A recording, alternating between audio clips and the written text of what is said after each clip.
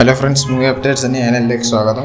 തേജ സജ്ജയുടെ അടുത്ത പടത്തിൻ്റെ title announcement glimpse വരാൻ പോവുകയാണ് നാളെ, എന്നുവെച്ചാൽ 18-ാം തീയതി.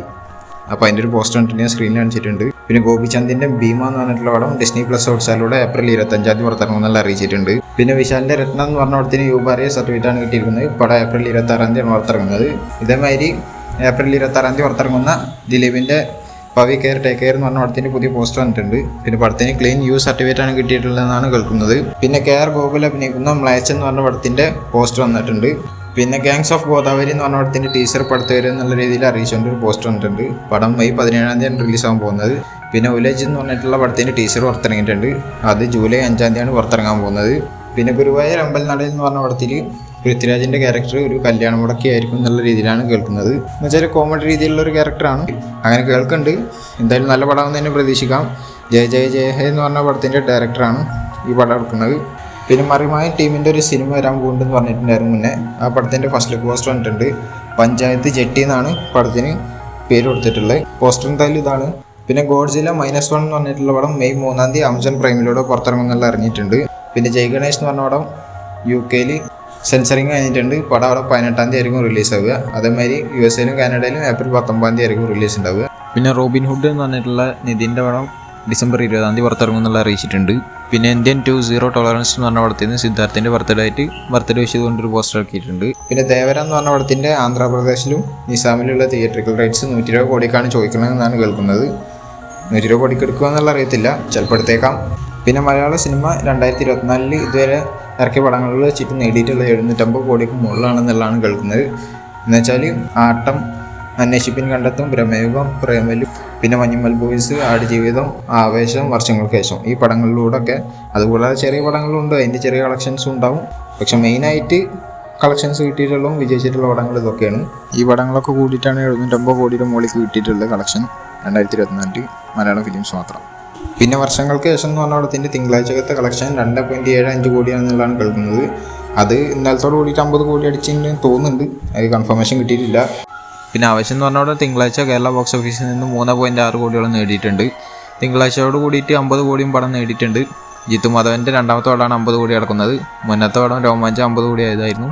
ഇതിപ്പോൾ 100 കോടിയിലേക്കുള്ള പോക്കണിഞ്ഞി. പിന്നെ വിസിൽ ബോർഡ് എന്ന് പറഞ്ഞിട്ടുള്ള the greatest of all time എന്ന് പറഞ്ഞ പടത്തിലത്തെ പാട്ട്, ആ പാട്ട് 30 മില്യൺ പ്ലസ് വ്യൂസ് ആയിട്ടുണ്ട്. 24 മണിക്കൂറിൻ്റെ ഉള്ളിൽ ഏറ്റവും കൂടുതൽ വ്യൂസ് നേടിയപ്പോൾ പാട്ടായി മാറിയിട്ടുണ്ട്. അത് 25.5 മില്യൺ പ്ലസ് വ്യൂസാണ് 24 മണിക്കൂറിൻ്റെ ഉള്ളിൽ കിട്ടിയിട്ടുള്ളത്. അതേമാതിരി 1.25 മില്യൺ പ്ലസ് ലൈക്സും നേടിയിട്ടുണ്ട്. ഇതിൻ്റെ മുന്നേ റിപ്പോർട്ട് വന്നതിൽ വ്യൂസ് കുറവായിട്ടായിരുന്നു ഉണ്ടായിരുന്നത്, അത് മുന്നത്തെ വീഡിയോ പറഞ്ഞിട്ടുണ്ടായിരുന്നു. അപ്പോൾ അതല്ല, ഇതാണ് ഇപ്പോഴത്തെ വ്യൂസിൻ്റെ കണക്ക്. പിന്നെ ഈ the greatest of all time എന്ന് പറഞ്ഞ പടത്തിൽ വിജയകാന്തിൻ്റെ ഒരു ക്യാമിയോ മാരത്തെ സംഭവം ഉണ്ടാവുമെന്ന് പറഞ്ഞു കേൾക്കുന്നുണ്ട്. എന്ന് വെച്ചാൽ ആൾക്കൊരു ട്രിബ്യൂട്ട് കൊടുക്കണ മാതിരിയാണ് ചെയ്യാൻ പോകുന്നത്. അത് AI യൂസ് ചെയ്തിട്ടാണ് ആളെ ഇതിൽ കൊണ്ടുവരാൻ പോകുന്നത്. പിന്നെ ചിയാൻ 62 എന്ന് പറഞ്ഞിട്ടുള്ള പടം, ചിത്ത എന്ന് പറഞ്ഞിട്ടുള്ള പടം എടുത്ത ഡയറക്ടറാണ് ചിയാൻ 62 കൊടുക്കുന്നത്. ആ പടത്തിൻ്റെ ഒരു അപ്ഡേറ്റ് ഒന്ന് വരുന്നുണ്ട്. മിക്കവാറും ടൈറ്റിലാവുന്നുള്ളതാണ് കേൾക്കുന്നത്. 3 മിനിറ്റ് ഒരു വീഡിയോ കൊടുക്കാനായിരിക്കും അങ്ങനത്തെ ടൈറ്റിൽ അറിയിക്കുക എന്നുള്ള രീതിയിലും കേൾക്കുന്നുണ്ട്. എന്താണെന്നുള്ള അറിയത്തില്ല, എപ്പോഴാണ് വരിക എന്നുള്ള ടൈമും അറിയിച്ചിട്ടില്ല.